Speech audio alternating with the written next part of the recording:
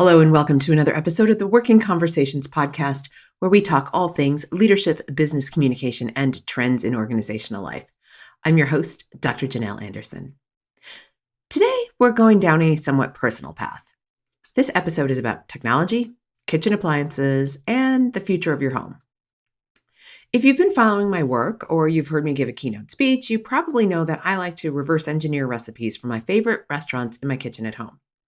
Of course, it was a very useful practice during the height of the pandemic, but I've actually been reverse engineering recipes since the mid-1990s when I had something that was so delicious and I was not expecting to like it that I had to ask the server to come back to the table with the menu so that I could review the ingredients.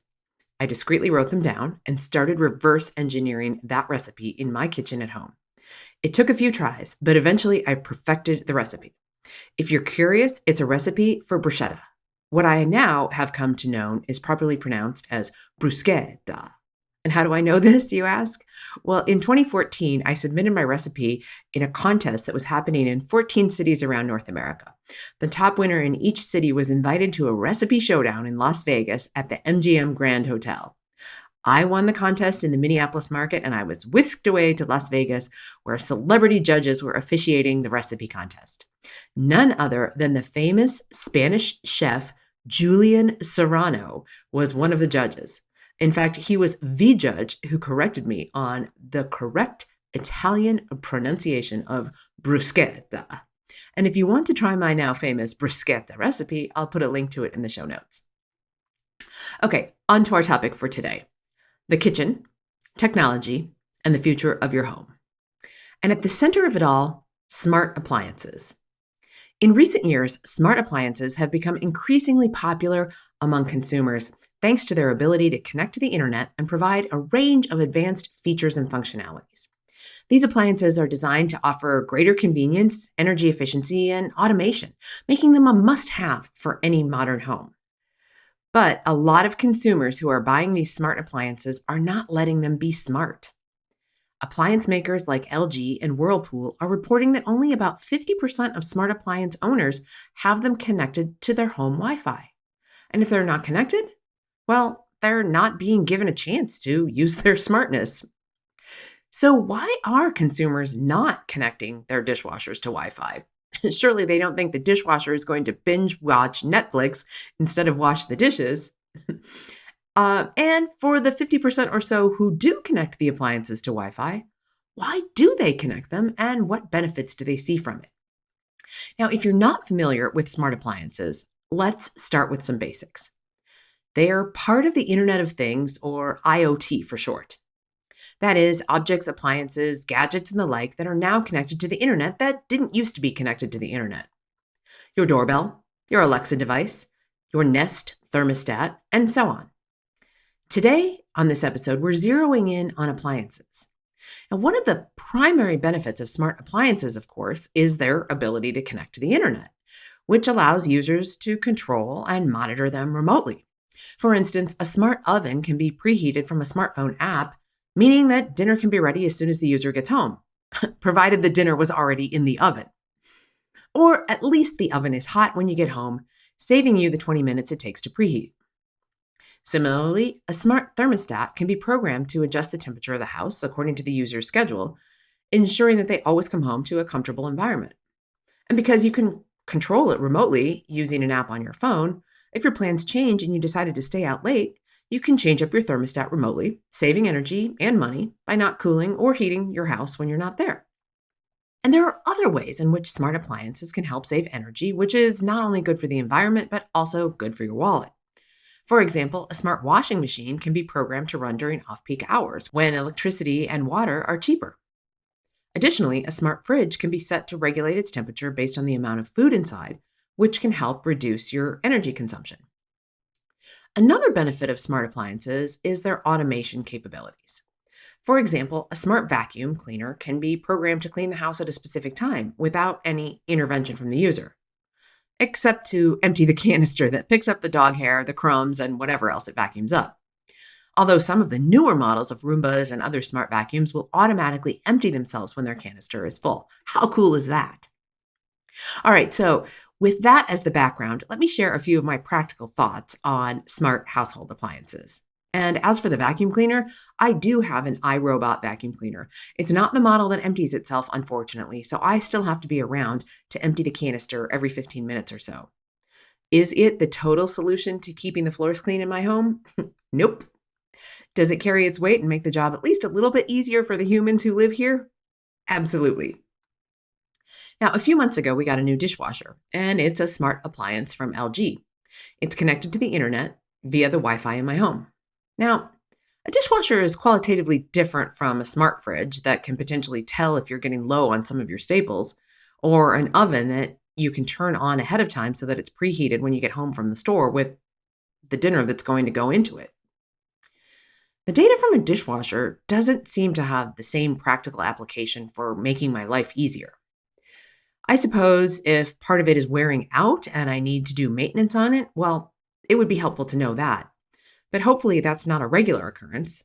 So I'm back to telling the smart dishwasher to run at low peak hours. But that pretty much happens naturally in my house. The final loading of the dishwasher occurs in the evening, well after our final meal of the day is complete. The dishwasher gets turned on as we're heading to bed, typically around 10 p.m.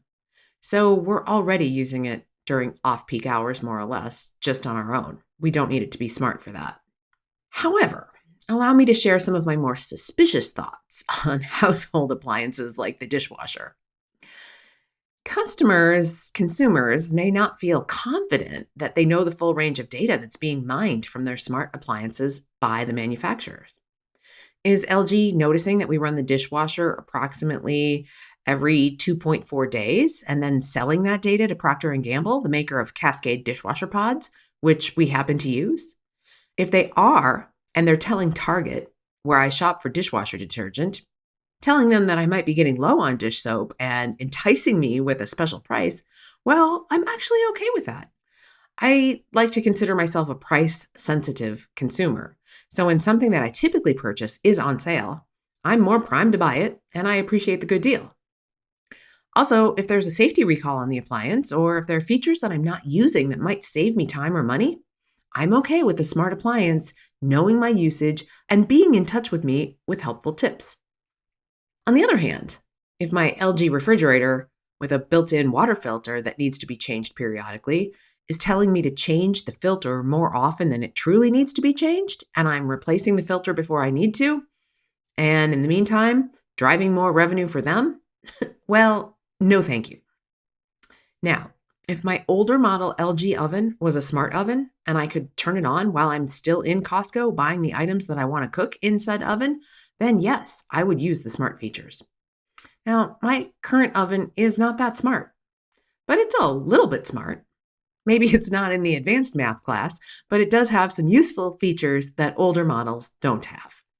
For example, I can program it to come on at a certain time, bake for a certain length of time at a certain temperature, and then turn itself off. If I were able to actually say out loud, oven, turn yourself on at 5 p.m. and bake the lasagna for 1 hour at 375 degrees, and then turn yourself off, well, that would be truly helpful, provided that I remembered to put the frozen lasagna in the oven before leaving the house. Now, in fact, if it were that smart and that easy to use, I might actually be willing to fork over some data and analytics about my use of it to the manufacturer. If their motives are reasonably pure and they're using the data to improve the user experience for me and send my oven updates when new features are released in the same way that my meditation app does to my phone, well then yes, I'm all in. So, in balance, smart appliances have some advantages and some drawbacks. They do tend to be more expensive than their non-smart counterparts, which can be a deterrent for some users. Additionally, smart appliances require a stable and reliable internet connection to function properly, which can be a challenge in areas with poor connectivity. And finally, some users might have valid concerns about privacy and security, as smart appliances collect and store data about a user's habits and behaviors. What the manufacturers are doing with that data makes all the difference. Now, despite the drawbacks, the benefits of smart appliances are clear, at least to me. They offer greater convenience, energy efficiency, and automation, all of which can help to enhance the user experience, that is, my experience in the kitchen, and make everyday tasks easier and more enjoyable. As technology continues to advance, it's likely that smart appliances will become even more advanced and capable, making them an even more essential component of any modern home. And if the manufacturers are using the data that they collect to make a better experience for me and make my life easier and help me anticipate any maintenance issues, save energy, and save me money, I'm all in.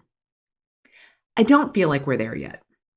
Not with consumer confidence and not with sufficient consumer benefits to make the effort worthwhile, at least for the majority of people.